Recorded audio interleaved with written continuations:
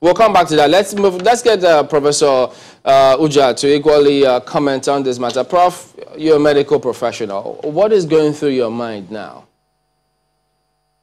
Well, thank you very much, my friend. It's unfortunate that we have to be going round and round. The Nigerian Medical Association had made this statement before. Now, what I probably will say and start with is that what lessons have we learned 1 year after?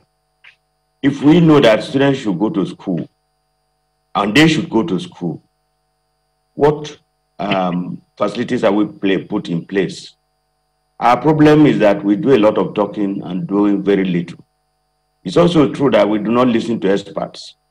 Now, what we have been saying is that this coronavirus pandemic is totally unprepared for. And that had been since it started. And 1 year after, what lessons have we learned? We know that students will go to school. We know that they should maintain the NCDC protocol.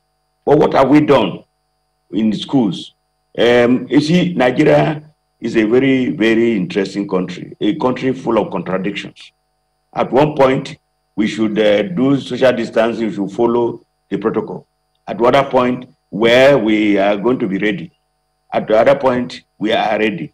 Whether it is private, whether it is public, injury to one is an injury to all. The truth is that we have no statistics, as far as I know, of the number of schools that are ready, whether public or private, and what they should put in place. I think that we are very sentimental as a nation. Let's follow the advice of experts. While we are saying that schools could reopen, we should be prepared, and there should be monitored. Who are those monitoring? Who are those supervising the process? Because we talk and we don't supervise. In Nigeria, unless you push, nobody works. Prof, and I don't believe just that. As you said, my apologies. Just as you said, you've put out this statement over and over again that you do not think it's right for schools to resume now. But one wonders what your recommendation would be, given that from what the Federal Ministry of Education is saying, they had consultations with state governors, with commissioners of education, with proprietors and heads of schools, staff unions, even students. And that's the data, perhaps, upon which they said it's time for us to resume school. So what would be your own recommendation against this? Let me just tell you that sometimes we walk from the answer. You see, the truth is that when we say parents, where we say they do not, even those who are not in school, they are not obeying just like the honorable member of the House said. Those of us on the streets, how much of compliance to the NCDC protocol? We are not complying. We say this. The Nigerian Medical Association have been singing that we need to comply.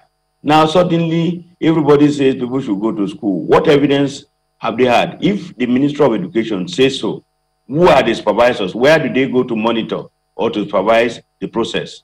To say, well, what you have said, you are correct because we have evidence to show that this number of schools have complied. It's not just sit on the round table and say that we want the school to be reopened, there should be no problem. You see, we have suffered this because people do not listen to experts. The Nigerian Medical Association, from the beginning, cautioned on all grounds.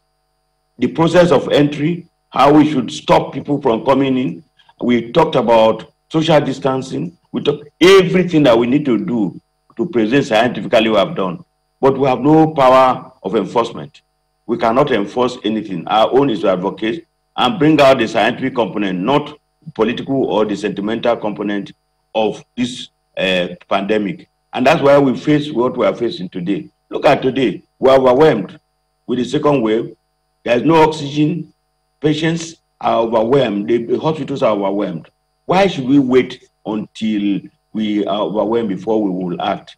We need to be, that is what we call emergency preparedness and response.